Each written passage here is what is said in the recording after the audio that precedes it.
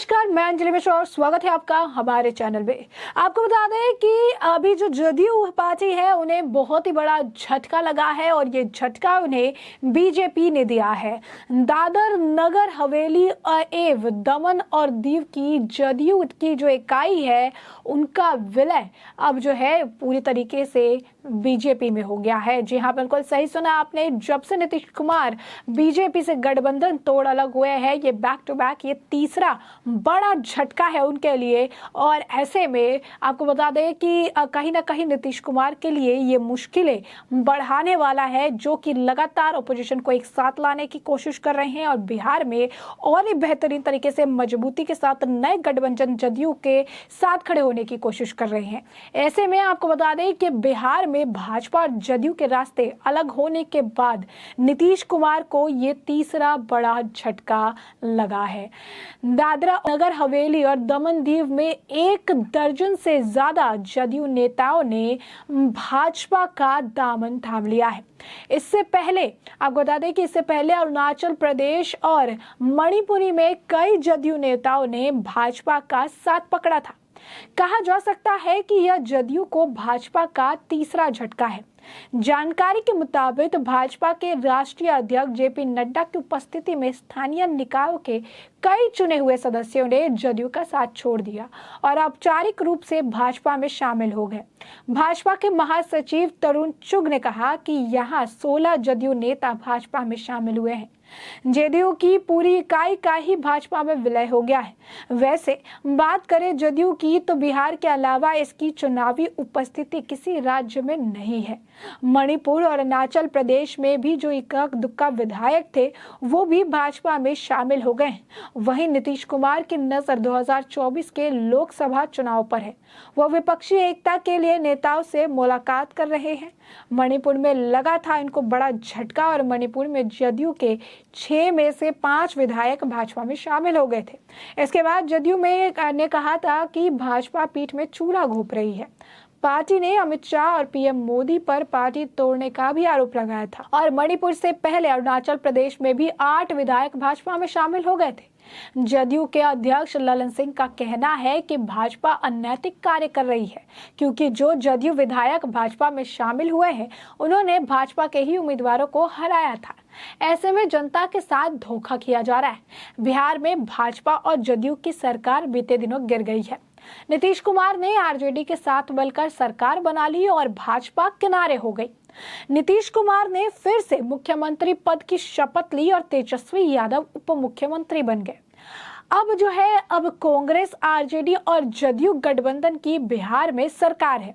वहीं नीतीश कुमार 2024 की रणनीति तैयार करने में लगे हैं।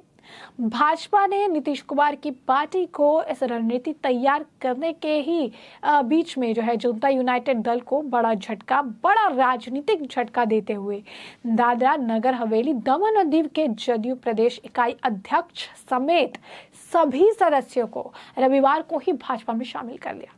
दादरा नगर हवेली और दमन और दीव के जदयू नेताओं ने भाजपा राष्ट्रीय अध्यक्ष जेपी नड्डा और पार्टी के राष्ट्रीय संगठन महासचिव बीएल संतोष की मौजूदगी में जनता दल यूनाइटेड की दादरा नगर हवेली और दमन और दीव की प्रदेश इकाई का जो है भाजपा में विलय कर दिया।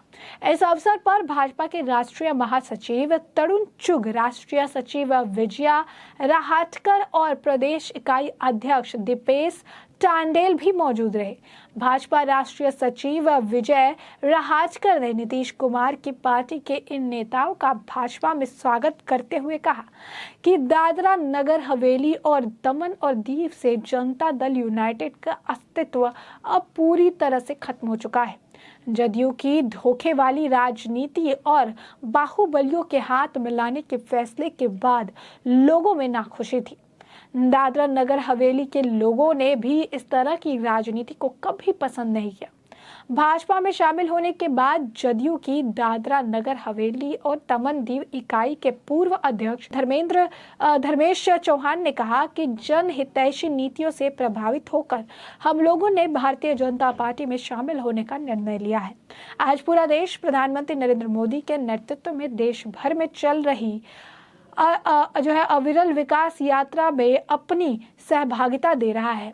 यह अब हम सबकी जिम्मेदारी है कि सब एकजुट होकर देश को आगे बढ़ाने में अपना योगदान दें। आज देश में अगर कोई असली मायने में जो है संस्थागत राजनीतिक दल है तो वो भाजपा है। हमारा देश जिन चुनौतियों का सामना कर रहा है उसके लिए आज देश हित में कोई दल और कोई नेता सबसे उपयुक्त और मजबूती से खड़ा है तो वो भाजपा और प्रधानमंत्री नरेंद्र मोदी है। उन्होंने आगे कहा कि भाजपा में हम लोगों को जो भी जिम्मेदारी मिलेगी उसे पूरे मनोभाव से जमीन पर उतारने का हम प्रयास करेंगे। ऐसे में आप देख सकते हैं कि किस तरीके से ये बैक टू बैक बड़े झटके गठबंधन तोड़ने के बाद, नीतीश कुमार और भाजपा की गठबंधन तोड़ने और जदयू के साथ नए गठबंधन करने के बाद इन्हें मिल रहे हैं। कहीं ना कहीं नीतीश कुमार और जदयू का गठबंधन अब जो है इनके ही पार्टी के लोगों और कार्यकर्ताओं को पसंद नहीं आ रहा और साफ तौर पर अब लोग बीजेपी की तरफ रुख कर रहे हैं। कहीं ना कहीं बिहार में भी अभी भी जो कार्यकर्ता है उनका सेंटिमेंटल जुड़ाव बीजेपी से है और यही कारण है कि नीतीश कुमार और बीजेपी के गठबंधन को पसंद किया जा रहा था और ये उम्मीद की जा रही थी कि बिहार में कुछ बदलाव हो सकता है। लेकिन जैसे ही गठबंधन तोड़ नीतीश कुमार ने पासा खेला और वो जदयू के साथ जो है वो ज्वाइन कर लिया, जो जदयू के साथ उन्होंने गठबंधन कर लिया। और उसके बाद से आप देख रहे हैं बैक टू बैक तीसरा झटका है। मणिपुर में भी इसी तरीके से 6 में से 5 विधायक जदयू में शामिल हुए थे। मणिपुर के साथ साथ आपको बता दें कि इससे पहले भी उन्हें जो है झटका लगा था। अभी आप देख सकते हैं मणिपुर में था, अब दादर दीव में जो है वो अब झटका लगता हुआ नजर आ रहा है। तो पार्टी का पद लोग छोड़ के बीजेपी की तरफ बढ़ रहे हैं। अरुणाचल प्रदेश में भी इसी तरीके का झटका लगा था, यानी अरुणाचल प्रदेश, मणिपुर और अब दामन दीव में जिस तरीके से काम देखने के लिए मिला है, जिस तरीके से पार्टी छोड़ने का सिलसिला देखने के लिए मिला है, इससे बात स्पष्ट हो गई है कि आपसी जो परेशानी है वो है और काफी ज्यादा एक डिस्टेंस जो है कार्यकर्ता नीतीश कुमार, जदयू और के जो लोग हैं जो करता धरता है उनके बीच अब क्रिएट हो चुकी है।